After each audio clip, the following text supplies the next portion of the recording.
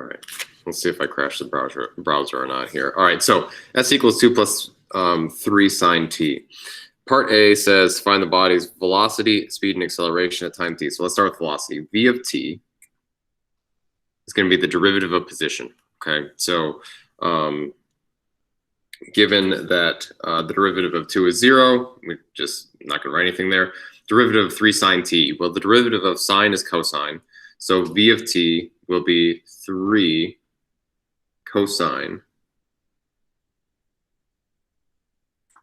of t. Okay. So if that's our velocity, then the question is, what is the speed curve? Well, let me show you on Desmos here what's going to happen. Let's go.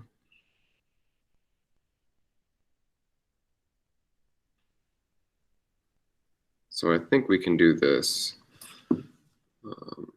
So we'll go S of t, and we'll put in 2 plus 3 sine t.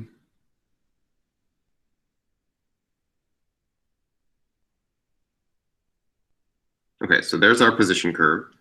So then if I take S prime,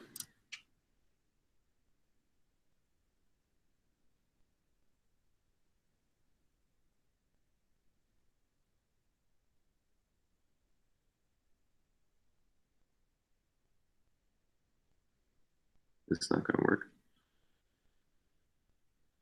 No, it's fine. Just put in the derivative 3 cosine of t. So 3 cosine t. I'll just use x, so I don't have to define it. Okay, so here's what our velocity curve looks like, right? Velocity is signed, we've talked about that. So there's negative velocity, positive velocity, but speed is always positive. So the way that we fix that is we take the absolute value. If I told you that the velocity of an object was negative 38 feet per second, and I said, well, what's the speed of that object? You would just pick, well, it's 38 feet per second. It's positive. Makes everything, the speed is always positive. So to do that with the function, you're just going to take the absolute value of the entire function. You can see that what that does is it flips all of those negative pieces of the curve, it flips it up above the x-axis. Okay, so the speed function, I don't know, speed of t, I'm not going to use s again. So the speed would be the absolute value of 3 cosine of t. Okay, and then the acceleration curve, or the acceleration function, would be the derivative of velocity. That'll be the derivative of 3 cosine t. Derivative of cosine is negative sine, so it'd be negative 3 sine of t. Okay, so that's it for part A. Did you want me to keep going, or? Yeah. Yep.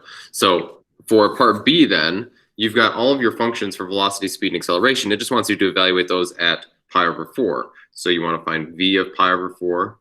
Make sure your calculator is in radians. Imagine that actually was a 4. V of pi over 4.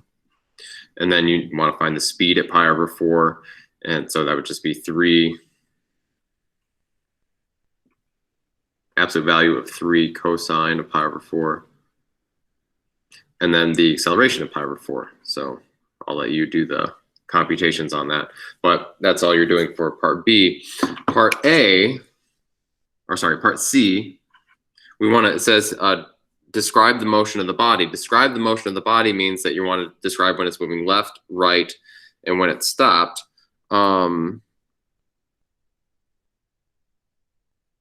only thing, they usually give you like a range of values to, like, they'll say like describe the motion from like 0 seconds to 5 seconds or something like that. So I don't know what they want here.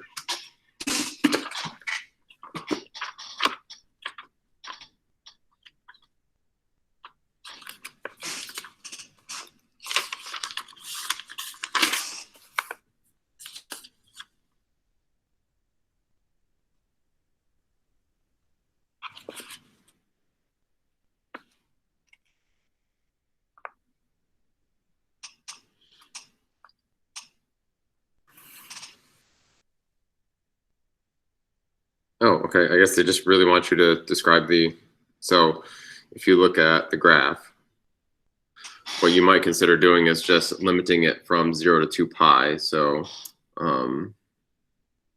I don't know, do we really need to do that? Here's x equals 2 pi. Okay, so from basically we're just looking at the red curve up until the green line. What is the body doing? Well, it starts at 2 and it moves up to 5.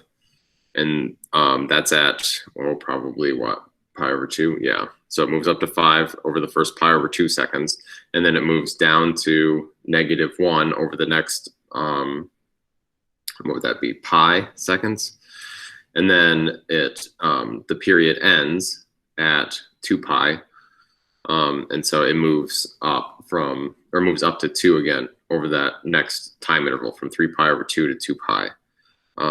That's what they want you to do. You don't, I guess they just take one cycle of the graph and describe the motion over that one cycle. So. Okay, thank you.